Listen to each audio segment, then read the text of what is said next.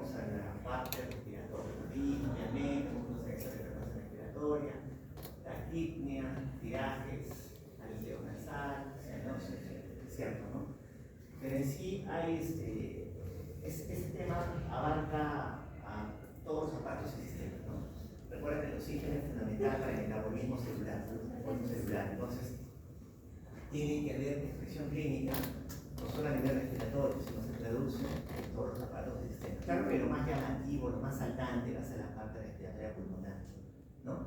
Pero también pues hay dulcefalea, trastorno de conciencia, en algunos casos convulsiones, va a haber, digamos, alteraciones electrolíticas incluso, aumento de la frecuencia cardíaca, taquicardia, la bradicardia, la acidosis, los estados de acidemia, acuérdate.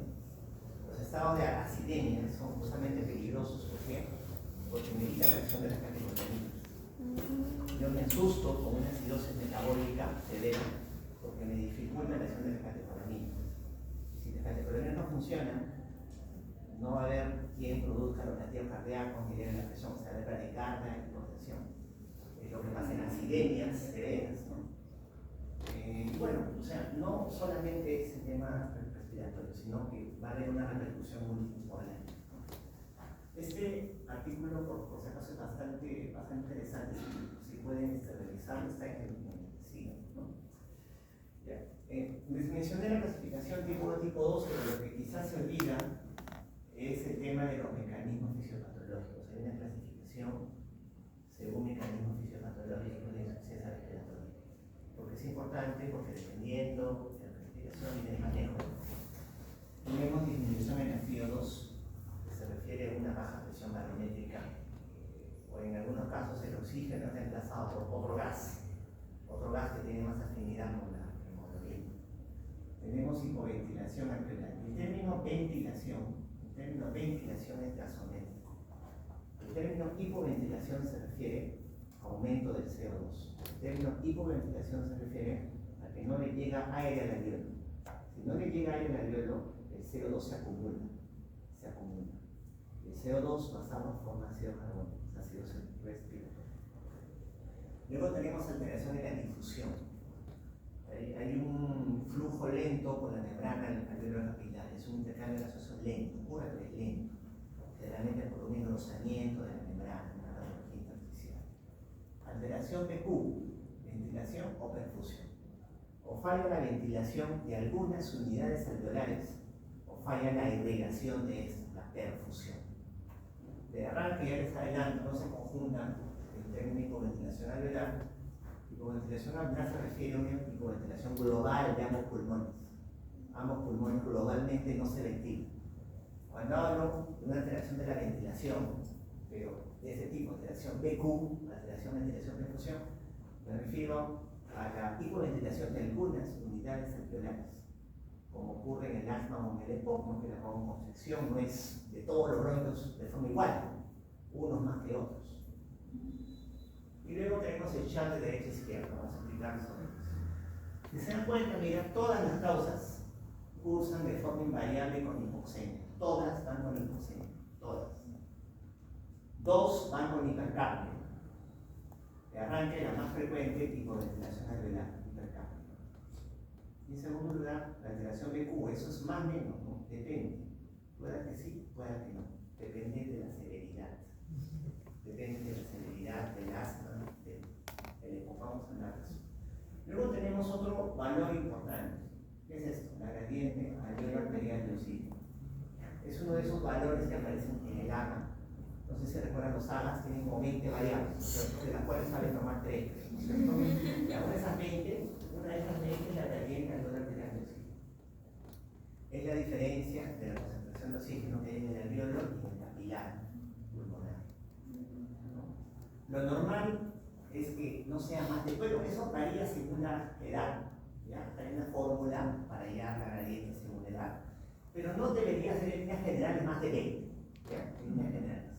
Si es más de 20, ¿qué me dice? Que hay una alteración estructural pulmonar, o sea, algo tengo en el pulmón que me impide el adecuado intercambio de gases. Algo tengo en el pulmón, de neumonía, frío. tienen una gradiente elevada, pero las dos primeras tienen una gradiente normal. ¿Qué quiere decir? Que las dos primeras tienes insuficiencia respiratoria, pero el pulmón está sano. O sea, tú ves los pulmones en tu placa de tórax están limpios, sanos, anatómicamente, histológicamente sanos, pero aún así usas con insuficiencia respiratoria. Vamos a ver por qué. Por ejemplo, tenemos el primer tipo, disminución de la FiO2. Ocurre en alturas grandes, más de 1000 metros, o ocurre cuando, bueno, en alturas grandes baja la presión barométrica, o ocurre cuando tienes intoxicación por gases, por ejemplo, monóxido de carbono. Recuerda que el monóxido tiene más afinidad por la hemoglobina que el mismo signo C. Entonces se pega más fuertemente a la hemoglobina. Estás en un ambiente cerrado, con un motor prendido, digamos, puede, ocurrir eso, pero parenquimamente hablando, el pulmón está sano. ¿Qué falta acá? Falta oxígeno. ¿Cómo tú manejarías esto dándole oxígeno al paciente con un FiO2 alto? De hecho, ¿no?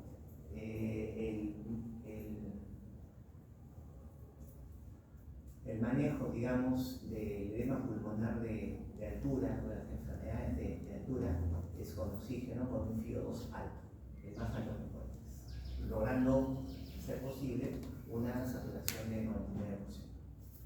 Lo mismo ocurre para la intoxicación por monóxido de carbono. Entonces, oxigenoterapia con FiO2, que es disolución. Con saturación del 99%. 99%. 99%.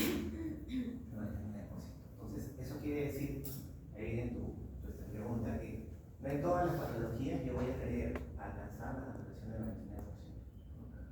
Hay unas que son menos exigentes que eso. ¿Alguno de ustedes ha viajado a la sierra? Sí, seguramente. ¿Alguno se ha saturado con la sierra? ¿Alguno? ¿Cómo se ha saturado?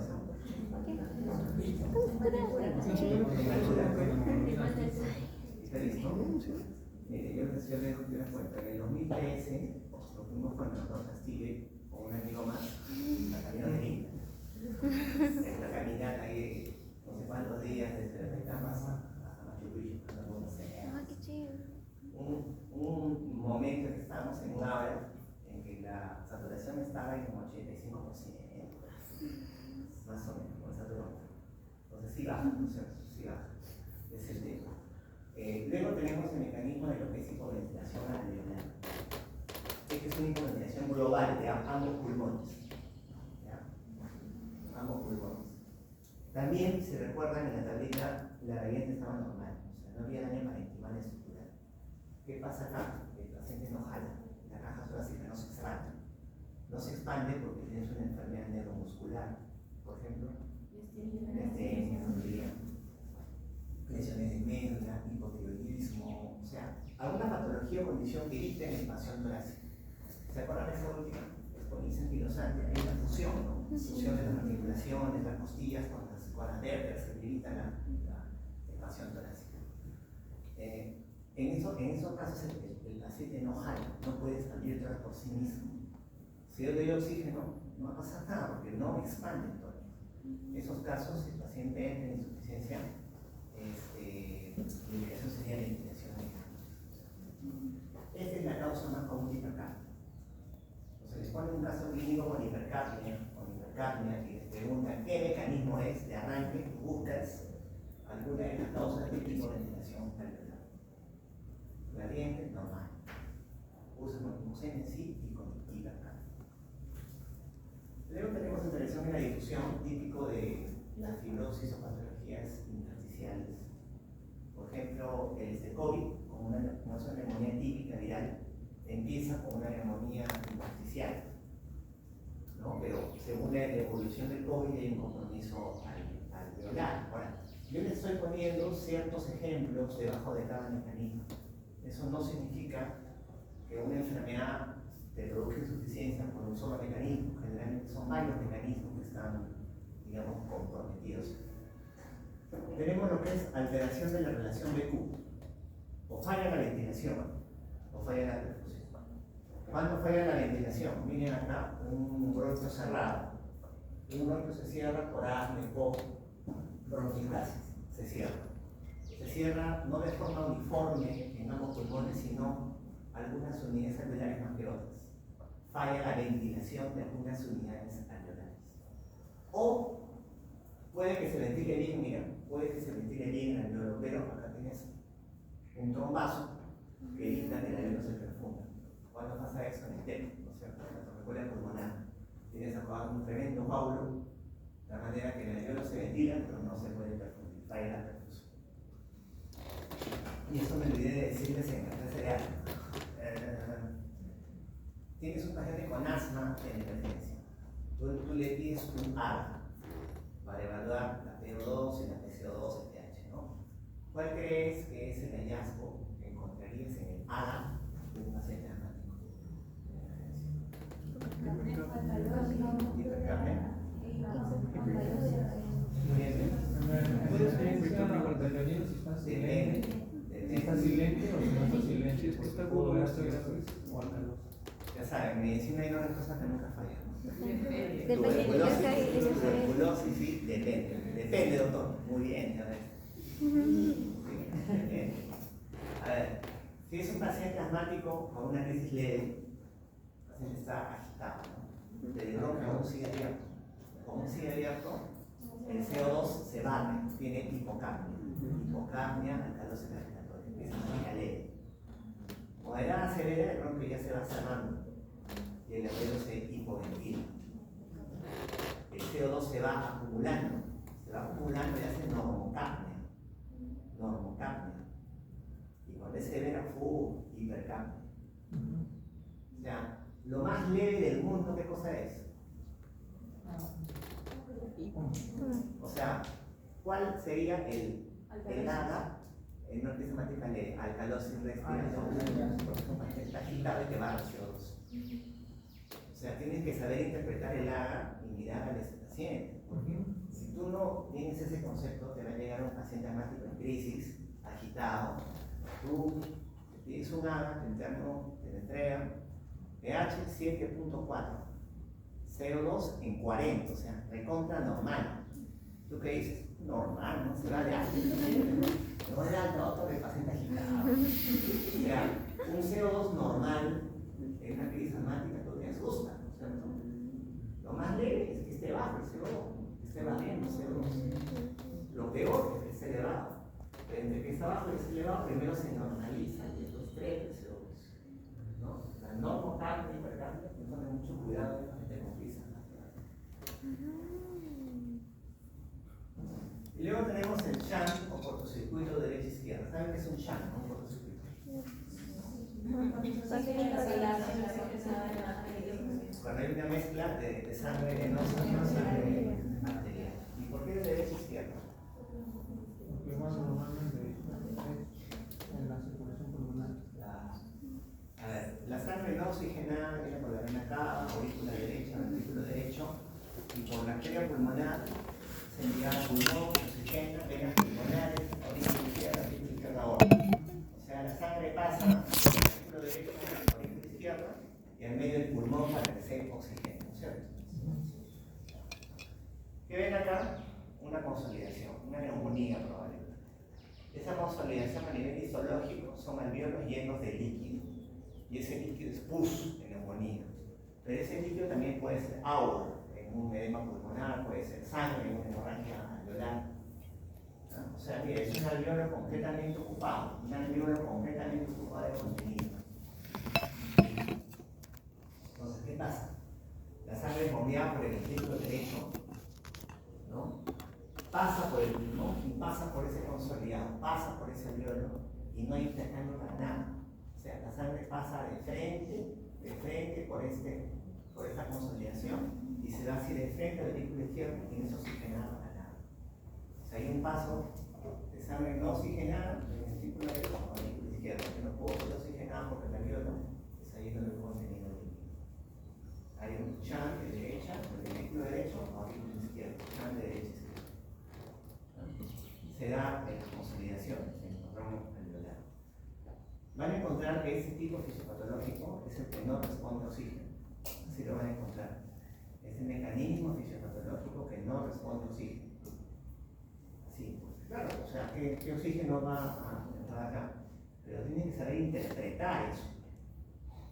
Que no signifique de que mañana tienes un abuelito con neumonía, con esa placa, saturando pues menos de 90, y bueno, el doctorino me ha dicho que no responde, no hay que darle oxígeno. Igual le vas a dar oxígeno porque tiene el resto de pulmón que sí va pues a responder, ¿no?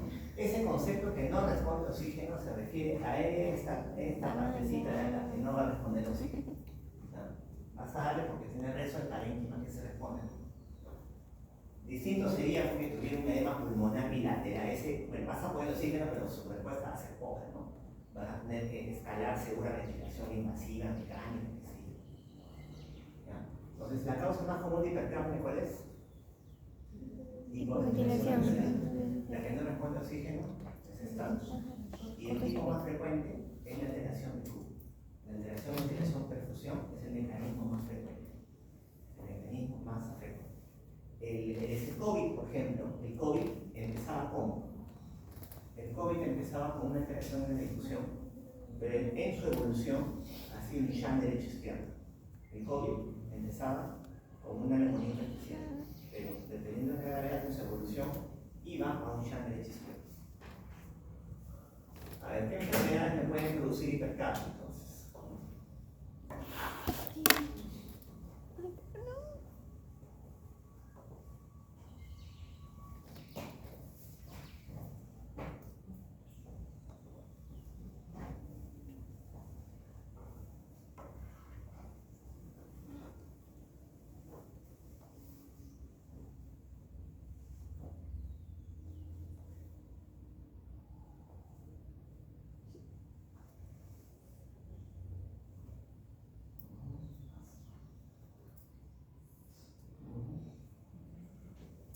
El asma está en una forma severa, ¿no? Porque el asma en realidad es variable, el asma de asma es variable. Lo más leve es alcalosis respiratoria, lo más severo es acidosis respiratoria, pero antes de eso, normocapnia.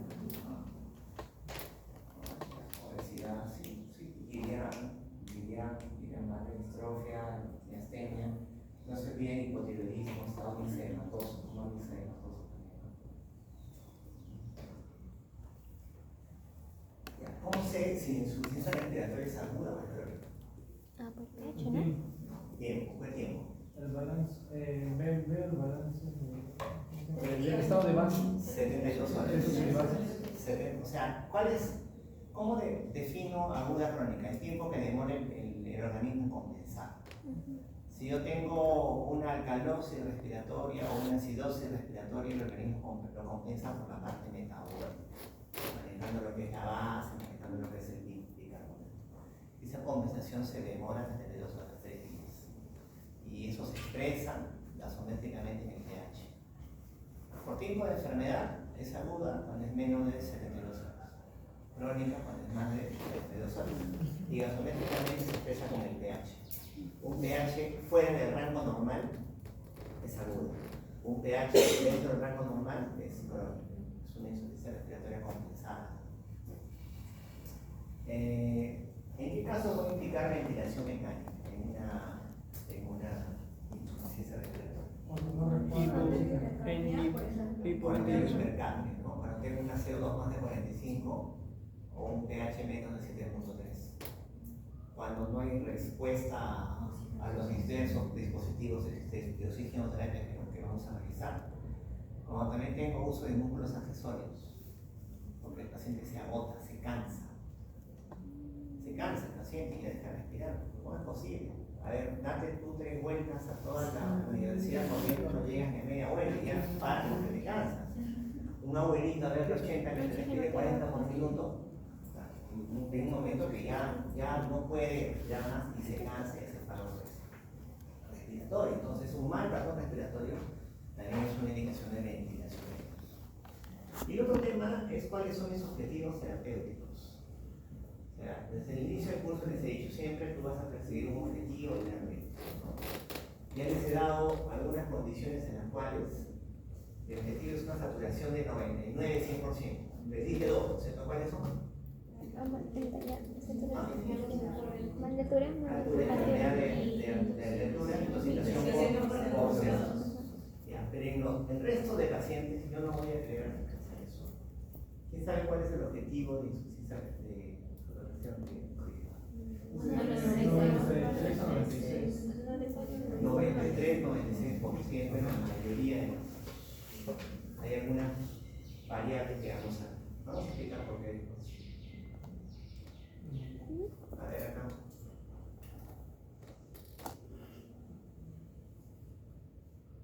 Para que lo.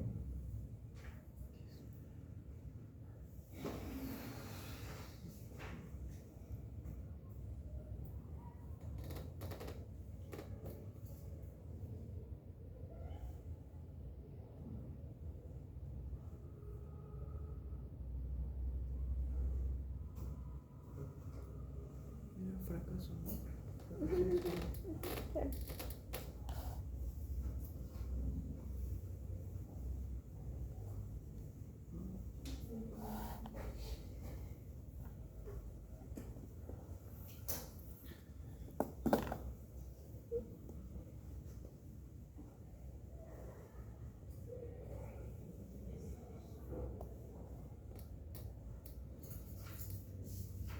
Bien.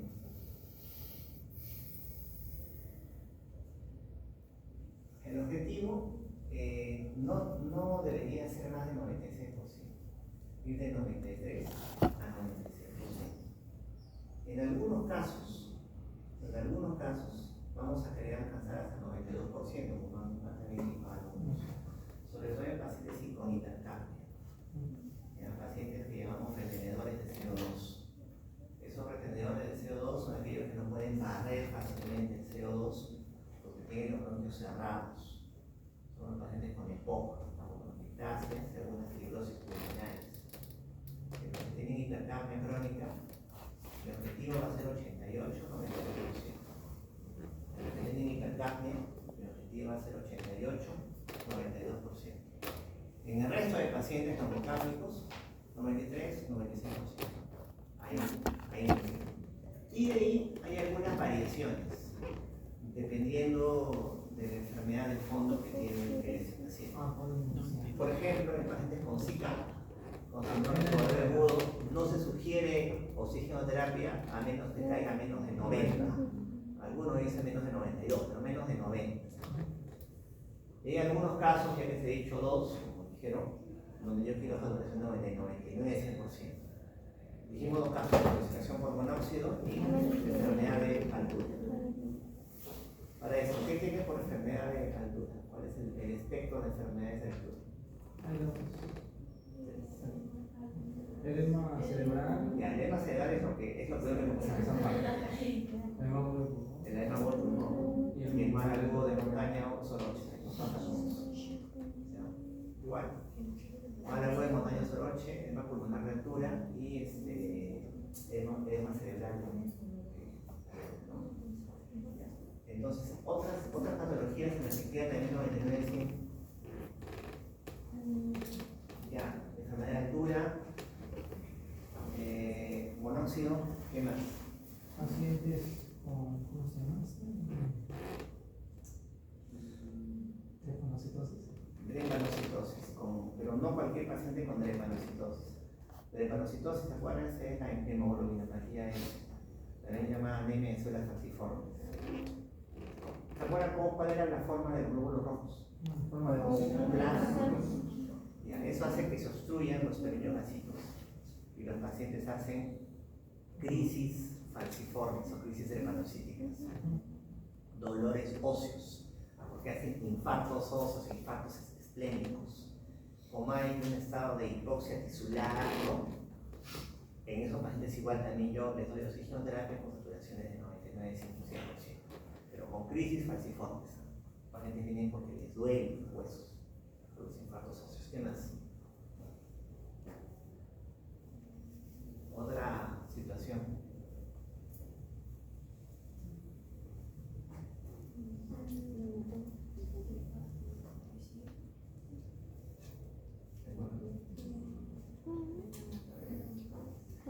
Neumotórax, en el manejo del neumotórax, ¿no?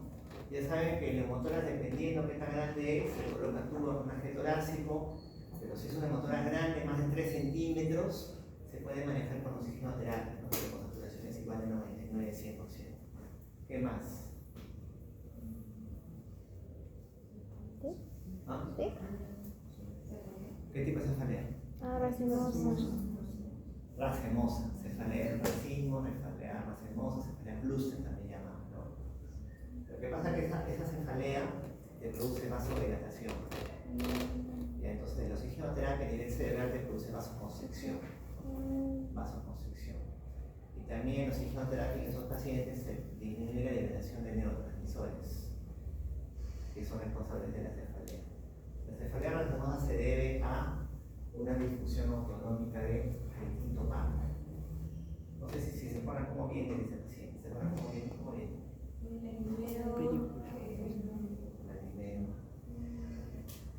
Es cefalea, esa cefalea es peri y retroocular. Le duele el ojo al paciente con síntomas autonómicos locales. O sea, en ese ojo hay Horner, sudor, lagrimeo, ¿no? Solo en ese ojo. Es disfunción autonómica del quinto páramo. ¿Qué más? Otra noticia, saturación 99-100. La cefalea racemosa, la monóxido, la conocitosis, hemotoras. Otra. En un paciente que hace paro, por ejemplo, vas a tener así su saturación del 93%, ¿no es cierto? Yo le pongo oxígeno y le hago toda la llave. En reanimación cerebropulmonar, en pacientes con shock séptico, por ejemplo, con shock, yo quiero igual saturaciones de 99-100%. Porque ahí yo quiero que la saturación suba rápidamente, necesito en esos casos. Hay varias mediciones, ¿no? Y bueno, lo que se recomienda es ese rango, pues entre 93 y 96%. Es una recomendación fuerte. Parar el oxígeno o no empezar oxígeno más de 93%.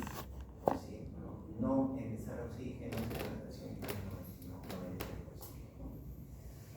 Ese es el objetivo, digamos, de rango de saturación.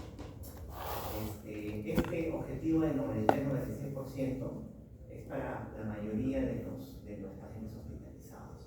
Pero eso no aplica en algunas situaciones que hemos mencionado.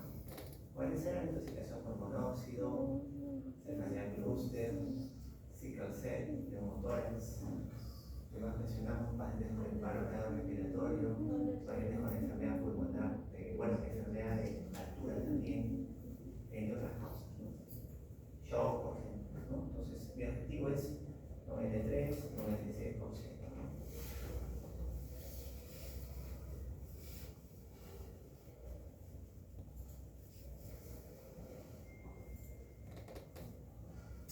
Ahora, ¿por qué no se recomienda ese tema que sea más del 96% en el resto de los pacientes? ¿Por qué es asociado? El oxígeno es dependiente también de la respuesta en el sistema central. Ya. No, pero estamos hablando de pacientes que no son hipercápnicos, ¿sabes? O sea, ¿por qué ese rango de 93-96? ¿Por qué, doctor? Pero yo quiero ponerle 97-98, ¿no? Y es algo que lo van a tratar ustedes de forma frecuente. Que van a ver pacientes en la sala de hospitalización con oxigenoterapia saturando 98 y estamos felices. Y satura más, el paciente va a vivir más, o sea, no sé, en un rango que yo quiero lograr. Por la vasoconstricción que vasoconstricción, o sea, en sí no está claro el tema, ¿no? Pero sí se ha visto que puede producir vasoconstricción en algunas zonas, sobre todo a nivel cerebral, por ejemplo, también a nivel cardíaco. En pacientes con síndromes coronarios y con DCD se asocia a mayor mortalidad, mayor estancia hospitalaria, saturaciones de más de 96%, porque si cierto a nivel cerebral me puede producir vasoconstricción. Es un poco curioso, no hay mecanismos, pero a nivel cerebral el oxígeno le produce vasoconstricción, pero a nivel pulmonar le produce vasodilatación. Varios temas. Entonces, miren acá, se ha asociado con mayor mortalidad, se ha asociado con infecciones intrahospitalarias y con una mayor estancia hospitalaria. sugiere saturación en fase ya del 96%, salvo los casos puntuales que les hemos mencionado. Luego, es importante que ustedes también recuerden lo que es el PAS. ¿Se acuerdan? Síndrome respiratorio del adulto. Este es un edema agudo del pulmón cardiogénico por alteración de la barrera alveolar de una rápida insalación en menos de una semana, que me lleva a la insuficiencia respiratoria y se expresa por infiltrados pulmonares bilaterales. Es un edema pulmonar no cardiogénico. Si yo les pregunto la causa más común de edema pulmonar, ¿cuál es? ¿Insuficiencia cardíaca? Falla cardíaca. Falla cardíaca. Acá la función cardíaca es normal, pero tengo un edema pulmonar. En la falla cardíaca, el edema pulmonar es por aumento de la precarga, aumento de volumen, pero acá no hay aumento de ese volumen. ¿Por qué es importante que tengan ese concepto? Porque puedes fallar en tu indicación. Obviamente, en una falla cardíaca de aumento de volumen de la precarga, ¿cómo voy a solucionar el problema? Por eso Diurético. Pero acá, por más que sea edema, no hay sobrecarga, no voy a dar el puro al paciente, más bien voy a producir un daño hipovolémico. Es un edema, sí, pero es un edema inflamatorio.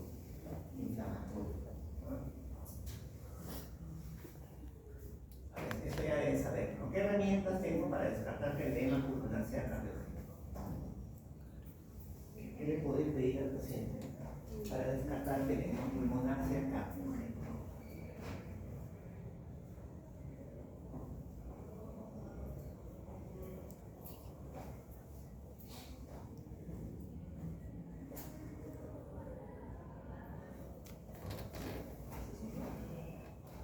¿Cómo sé que el edema? Porque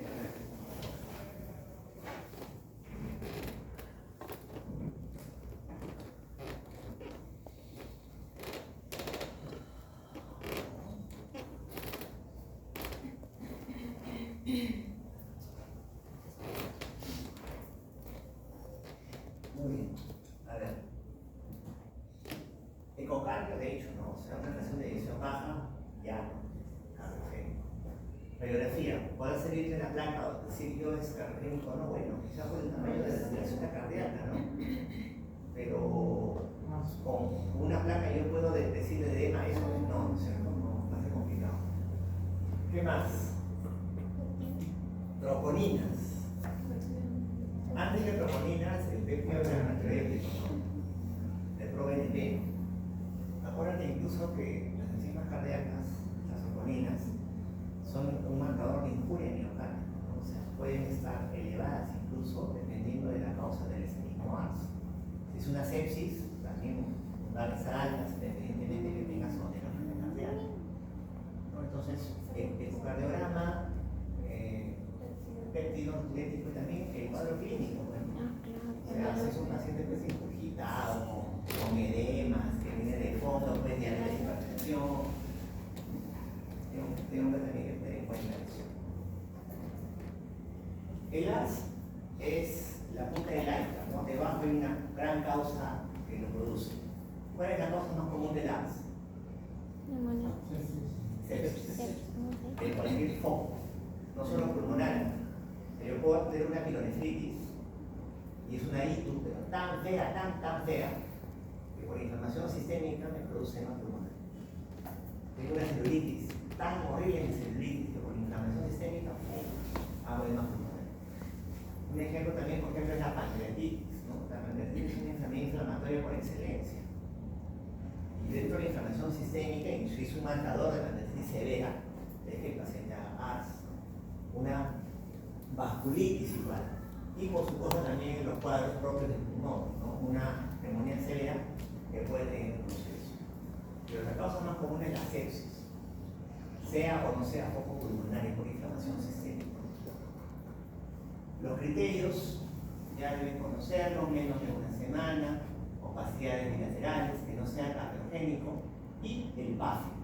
El PAFI es otro de esos valores que ustedes tienen en el AGA, ya saben uno más del PAFI, que también es un marcador de injuria pulmonar, o sea, igual daño pulmonar. El PAFI normal es más de 350.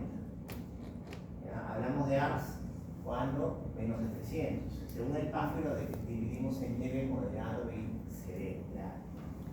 Entonces tienen que aprender a reconocer estos casos. Esta es la radiografía que van a ver. Ciertamente es un edema pulmonar bilateral, es lo que van a encontrar.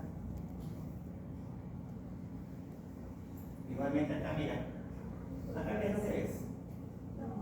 Broncorama y acá vidrio esmerilado. Ese es parénquima pulmonar sano. Acá hay una opacidad, pero esa opacidad que está acá, que permite todavía ver los vasos sanguíneos. Cuando hay una opacidad tenue, que permite todavía ver los vasos sanguíneos, es vidrio esmerilado. Eso significa un patrón intersticial agudo, es un edema intersticial. Cuando el edema ya es alveolar y es una consolidación, ya no puedes ver los vasos sanguíneos, es todo blanco acá, todo es denso, solamente vas a ver los bronquios. Ya es una consolidación, es un patrón alveolar, es un broncorama aéreo. O sea, la evidencia inicial, y esto puede ser, por ejemplo, una evolución radiológica de ese COVID, digamos, empezaban así, ¿no? Con un vidrio esmerilado bilateral, un patrón especial, y con la evolución hacían un edema alveolar. Bueno, fisiopatología, ¿cuál es el tema? O sea, ni bien entra el paciente en ARS, tú tienes que intentar solucionar la causa de fondo, ¿no? Ya hablan un poco de lo que es el manejo, aparte del manejo de la causa de fondo en el paciente, está darle el soporte respiratorio que necesita, ¿no? Y el soporte respiratorio lo damos con ventilación mecánica, ¿ya? El manejo del ARS incluye ventilación mecánica. Y esta ventilación mecánica debe ser el tiempo necesario solamente para que la función pulmonar se restablezca. Si el paciente permanece más tiempo en ventilación mecánica o el ARS permanece más tiempo, ese ARS, esa inflamación intersticial, digamos que es aguda, puede llegar en algunos casos a una fibrosis intersticial, que es lo que hacían algunos pacientes con COVID, por ejemplo. Algunos pacientes con COVID salían de COVID, pues uno quedaba destruido, no quedaba con fibrosis y todo lo demás. Entonces, ¿de qué forma se maneja el ARS? Aparte del manejo de la causa de fondo, va a ser lo que es ventilación mecánica y otro tipo también de medidas que se pueden tomar. Si bien es cierto, hay una inflamación pulmonar de fondo, tú puedes pensar que los corticoides podrían funcionar, porque no es tanto así, no se ha visto que funcionen en todos los casos. Hay algunos casos, por ejemplo, como COVID, que ciertamente sí funcionan hacer corticoides, pero no en todas las causas de ARS van a ir, por más que el sistema siga funcionando. Lo que sí se recomienda es manejo de la causa de fondo y ventilación. Ahora sí, vamos a entrar a lo que ya que saben los conceptos, vamos a entrar a lo que es oxigenoterapia. Oxigenoterapia. Hay dos sistemas que tienen que reconocer: sistemas de bajo flujo, sistemas de alto flujo. Y este es el dispositivo de administración de oxígeno. Acá tenemos el manómetro, y el manómetro me va a indicar la cantidad de oxígeno que hay en el balón de oxígeno, si es que usamos un balón de oxígeno. Si es con oxígeno empotrado, no se usa ese manómetro. Lo que tenemos es el flujómetro. El flujómetro, con esta perilla, yo regulo los litros por minuto que le voy a brindar. La mayoría de sistemas, sean de bajo, incluso algunos de alto flujo como Venturi, se basan en un flujómetro que me da un flujo máximo de 15 litros por minuto. Pero por ejemplo, la cámara nasal de alto flujo usa un flujómetro especial que me brinda hasta 60 litros por minuto. O sea, más cantidad, más flujo de oxígeno. Dentro de los temas de bajo flujo, acá tenemos a la cámara nasal, la mascarilla simple, la mascarilla de reservorio, y en los de alto flujo tenemos a la mascarilla Venturi y a la cámara nasal de alto flujo.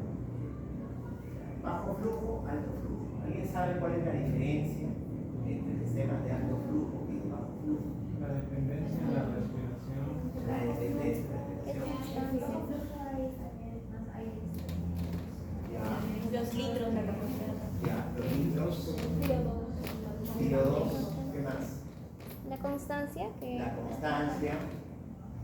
Ahí también ha mencionado Micaela el área de oxígeno del ambiente, ¿no es cierto? Ya, el tema es que los sistemas de alto flujo me van a ofrecer un flujo constante, son aquellos que ofrecen un flujo constante independiente del patrón respiratorio del paciente. Es un flujo constante de oxígeno independiente del patrón respiratorio de ese paciente. Los sistemas de bajo flujo, el flujo de oxígeno que otorgan al paciente es dependiente del patrón respiratorio del paciente. Un paciente con mal patrón respiratorio, yo le puedo indicar tantos litros con fío tal y no estoy seguro qué es lo que va a recibir. En parte porque depende del patrón respiratorio del paciente y en parte, como también dice Micaela, estos sistemas de bajo flujo también dependen de su mezcla con el aire ambiental. Los sistemas de bajo flujo son aquellos sistemas que ofrecen oxígeno mezclado con aire ambiental y su llegada, su administración depende del patrón respiratorio de es decir, no son constantes, son variables. Los de alto flujo son más constantes y predecibles. Yo puedo decir, quiero que reciba fío tanto, el paciente recibe fío tanto, con tantos minutos, independientemente del patrón respiratorio de ese paciente. Y el aire ambiental, porque acá también recibe el aire ambiental, puedo regular, puedo también calcular, puedo decir, yo quiero que reciba tanto por ciento. Esa es la diferencia, más que una cantidad solamente de oxígeno. Es el efecto que va a tener en sí el paciente. Vamos a revisar cada uno. Primero, por ejemplo, tenemos lo que es la cánula guinasal. La cánula guinasal es un sistema de bajo flujo de oxígeno. ¿Y cuál es su principal ventaja que ven ustedes? Puede comer. Puede comer. La facilidad.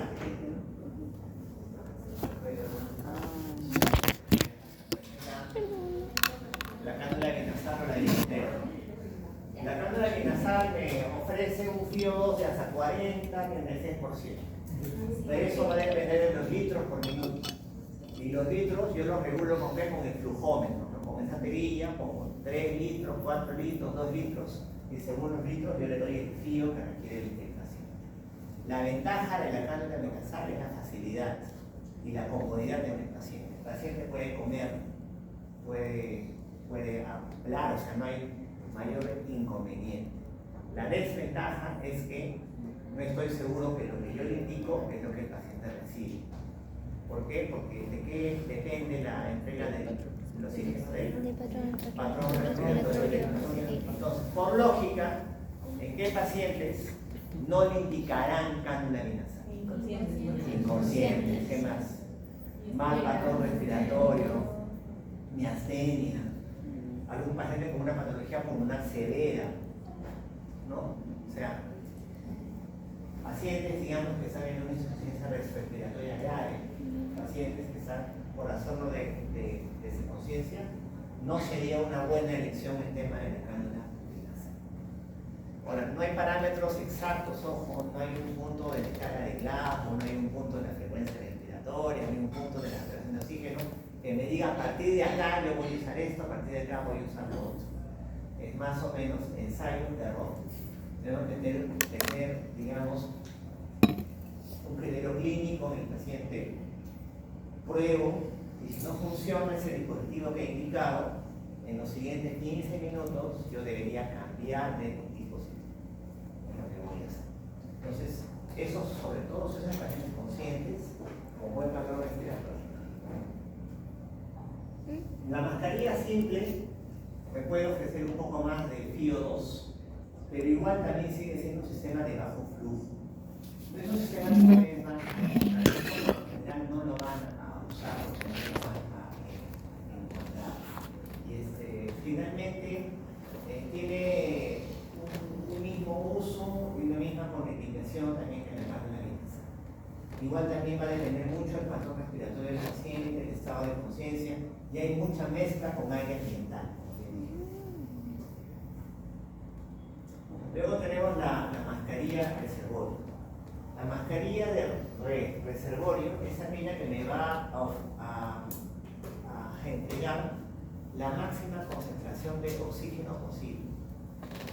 ¿Y por qué? Porque se basa en la bolsa de reservorio.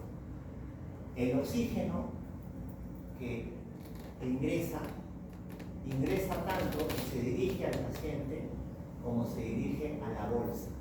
La bolsa se infla.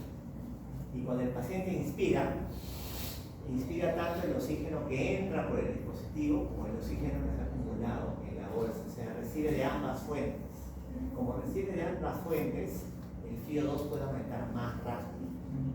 O sea, va a recibir un oxígeno bastante concentrado que aumenta rápidamente. Pero finalmente sigue siendo un sistema de bajo flujo. O sea, sigue teniendo las mismas limitaciones. Si yo quiero que el paciente aumente su FiO2 de forma rápida, intoxicación por monóxido, alturas grandes, CIG, paro, uso eso. Pero en el tiempo, de forma sostenida, no va a ir bien, porque sigue siendo un sistema de bajo flujo, cuyo FiO2 no lo entrega de forma constante. O sea, para salvar la situación del momento, está bien, porque me entrega una gran concentración de oxígeno que me hace subir rápidamente la saturación. Pero sostenerlo en el tiempo, ese es el problema. Entonces, acá, si se van a dar cuenta, acá al costado tiene dos válvulas. Estas válvulas son unidireccionales. Se abren cuando el paciente exhala, pero se cierran cuando inhala. Cuidado con las válvulas que se caen. Acá también tiene otra válvula que se abre cuando el paciente inspira.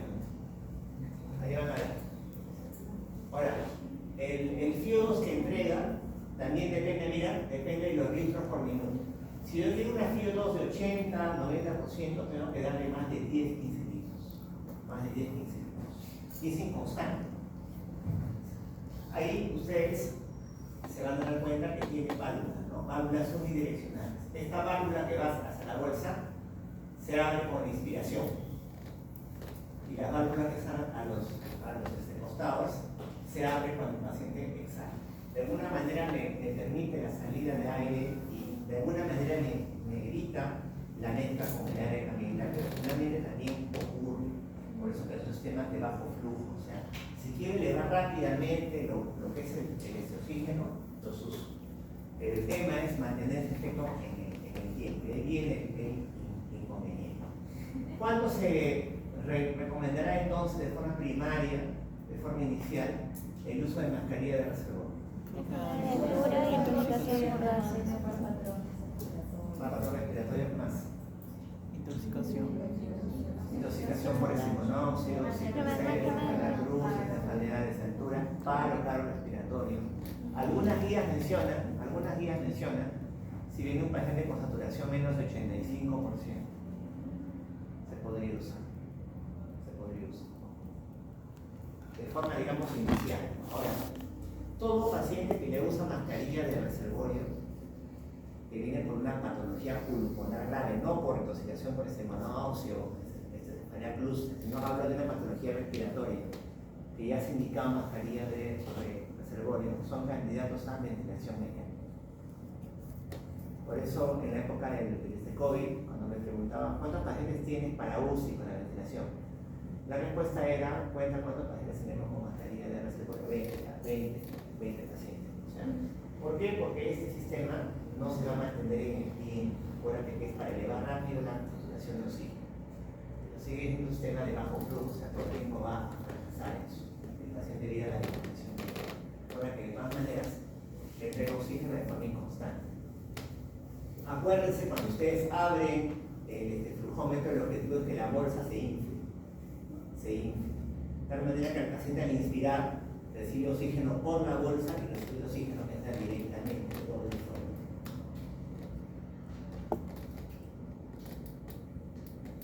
Entonces, ¿en qué paciente por qué me indicarías el uso de cánula vinasal?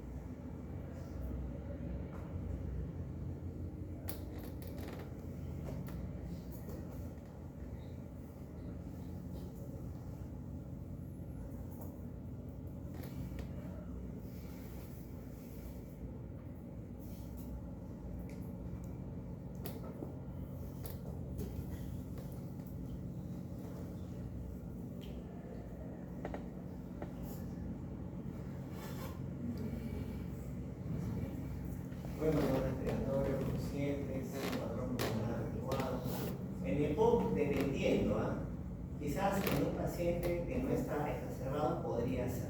Vamos a hablar de esos pacientes lúcidos, pero bueno, con EPOC, que no está exacerbado, ama leve, buen paso respiratorio. Sí, frecuencias respiratorias menos de 25, más de 25, 30, ya como el sistema de bajo flujo, el FIO2 que tú indicas no va, digamos, a ser cosas esperadas. Luego tenemos lo que es la mascarilla Venturi. La mascarilla Venturi es un sistema de alto flujo y se basa en lo que es en el sistema Venturi. El sistema Venturi, se dan recuerda, tiene dos válvulas, ¿no? Una válvula blanca y una válvula verde. Y acá un tubo con una ventana, ¿no es cierto? Esta ventana que ven acá se abre y se cierra, dependiendo de lo que yo quiera. Van a ver acá. Se abre, se cierra. De esta manera yo voy a cuantificar, voy a permitir, voy a medir la mezcla con el aire ambiental. Cosa que en la cámara binasal, en la materia de reservorio, yo no podía saber. Yo sé que se mezcla, cuándo, no sé. Y ese cuándo que no sé hace que el efecto no sea predecible, ¿no? En cambio acá yo sí puedo medirlo. El dispositivo yo lo voy a cambiar dependiendo de cuánto FIO2 quiera alcanzar. Acá el efecto esperado es más exacto. Si yo le indico 9 litros, yo sé que el paciente va a recibir FIO 35%. ¿Y en qué pacientes, por ejemplo, yo digamos, quiero ser más exacto en la administración de este FIO2? ¿En qué pacientes? Porque algo con EPOC. ¿Por qué pacientes con EPOC? Pacientes con EPOC o pacientes hipercápnicos, ¿no? Con hipercapnia crónica, como EPOC, pacientes con bronquiectasis. En esos pacientes yo quiero que mi saturación sea 88-92%. ¿No? Ya saben, pacientes crónicos yo quiero que mi saturación sea 88-92%. ¿Por qué no quiero que sea más de 92%? ¿Por qué? Por la Ya, uno es el estímulo del CO2. O sea, hay varios mecanismos. A ver, ¿qué hace que tú inconscientemente muevas el tórax para respirar? ¿Qué hace lo respiratorio? La hipoxemia. O sea, baja tu saturación de oxígeno por N causas, tú inconscientemente vas a aumentar tu frecuencia respiratoria. Pero un paciente con EPOC es un paciente hipoxémico crónico, un paciente con bronquitis crónica, enfisema, fibrosis pulmonar, son hipoxémicos crónicos. Entonces el estímulo para que mueva el tórax ya no puede ser la hipoxemia, ya no es hipoxemia, porque el crónico siempre está presente, es la hipercapnia. El CO2 alto hace que el paciente mueva el tórax conscientemente para que barra ese CO2. Si yo le doy oxígeno con un alto flujo, voy a barrer ese CO2 y voy a quitar ese estímulo para que el paciente respire. Hacer paro respiratorio. Esa es una de las causas. ¿Hay algún otro mecanismo que ustedes conozcan? Por los cuales no debería tener una saturación más del 92% en un paciente con EPOC, aparte de que se mencionado.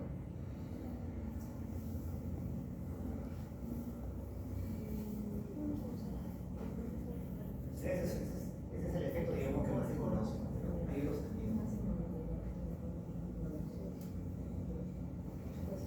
Lo que pasa es que, acuérdate que en el EPOC, en el asma, en las patologías con hipercapnia, el cierre de los bronquios no es de forma uniforme en ambos pulmones, ¿no? Hay áreas pulmonares donde los bronquios están más cerrados, ¿no es cierto? Ya, en esas áreas donde los bronquios están más cerrados, ocurre vasoconstricción. O sea, el organismo de alguna manera redistribuye el flujo sanguíneo y manda más volumen de sangre a las áreas pulmonares más ventiladas. Y las áreas que están cerradas, como que los vasos sanguíneos se cierran. Cuando yo doy oxígeno a un paciente, ya les mencioné que el oxígeno a nivel pulmonar, ¿qué hace? ¿Hace vasoconstricción o hace vasodilatación? A nivel pulmonar hace vasodilatación. Entonces, esas áreas que tenían vasoconstricción, porque no estaban bien, digamos, ventiladas, en esas áreas va a haber vasodilatación. Entonces, el flujo sanguíneo se va a distribuir de forma uniforme en áreas ventiladas y no ventiladas, lo cual es malo. Finalmente, ¿por qué? Porque vamos a mantener el flujo sanguíneo en áreas que no se ventilan bien, que el paciente debe entrar en hipoxemia. Y otro mecanismo que ustedes conozcan, por el cual hay que forzar la saturación más del 92%.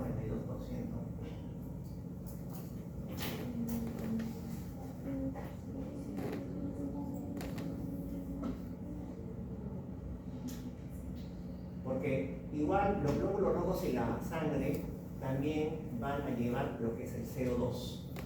Si yo saturo los glóbulos rojos y en sí a la sangre de mucho oxígeno, no va a haber espacio para que lleven lo que es el CO2. El CO2 también se va a acumular de alguna manera. Entonces, son varias causas por las cuales no debería darse una saturación de más del 92% en pacientes con EPOC. Entonces, si yo quiero elegir un dispositivo de administración de oxígeno que sea, digamos, más exacto,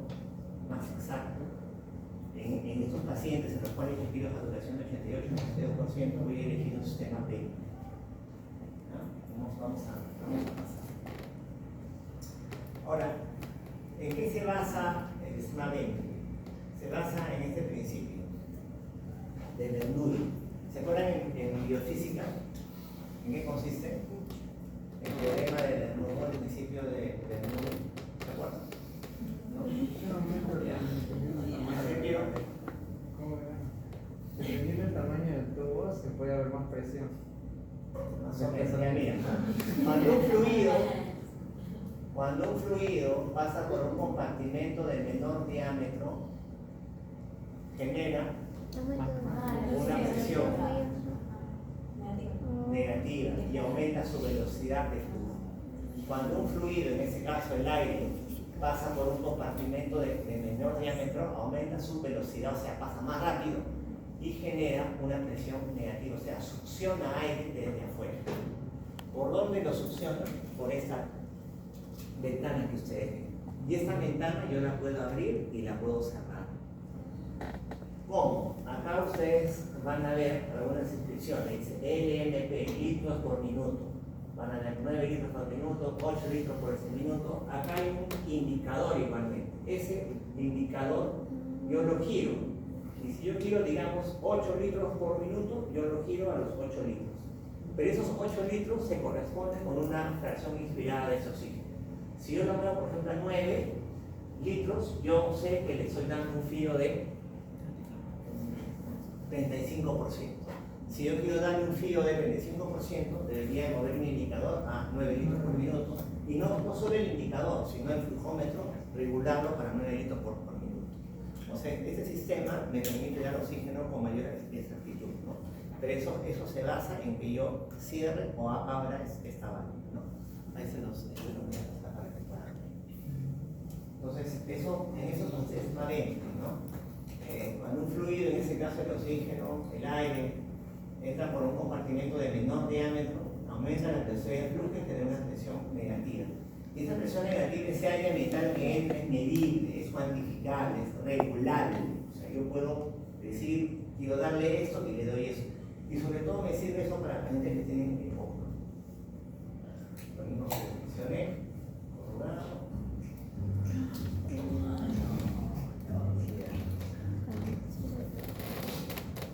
Entonces, en un paciente, digamos, que viene con EPOC asintomático, que te satura el 90%, ¿será necesario darle oxígeno terapia? No. En un paciente que no tiene hipercapnia, ahí sí el objetivo cambia, ¿no? Va a ser el 93 a 96%. Acuérdense que la cánula binasal, yo la voy a usar cuando en pacientes conscientes, con buen patrón respiratorio, con una frecuencia respiratoria de menos de 25 por minuto. Una mascarilla de reservorio, yo la voy a usar en pacientes con saturaciones de menos de 85%. Lo voy a usar en un paro respiratorio, lo voy a usar en un shock séptico y en las situaciones que yo les he mencionado. Pero si uso mascarilla de ese reservorio, eso va a ser un paso a la ventilación mecánica. Porque si bien es cierto, en corto tiempo me va a elevar lo que es la saturación de oxígeno, en la larga eso no va a ser mantenible, digamos, en el tiempo. Ahora, ¿cuándo uso Venturi? En el intermedio, en los pacientes que no voy a usar mascarilla de reservorio porque no tiene saturación tan baja, ni es un evento tan, digamos, agudo ni grave, ni que tampoco estén, pues, como para usar una cánula de sal. Ahora, yo puedo ir, digamos, usando uno y otro dispositivo, ¿no? Yo inicialmente veo a un paciente que me aparenta que tiene un buen efecto respiratorio, está consciente, uso una cánula binasal, espero unos 15 minutos, y en 15 minutos yo ya debería tener la saturación objetiva. ¿Cuál es? 93, 96%. Si no llego a esa saturación objetivo, puedo pasar yo a lo que es la mascarilla Venturi. Puedo empezar con un FIO 35% y puedo subir hasta un FIO 50%, que es lo máximo que me da. Si con un FIO 50% el paciente no logra la saturación objetivo, ya pasa lo que es la mascarilla de reservorio. Pero ya saben que usar mascarilla de reservorio es un tema momentáneo que me va a salvar la situación, ¿no? Porque a la larga el paciente lo que va a requerir va a ser ventilación mecánica, ¿no? Ahora, antes de la ventilación mecánica también hay una alternativa.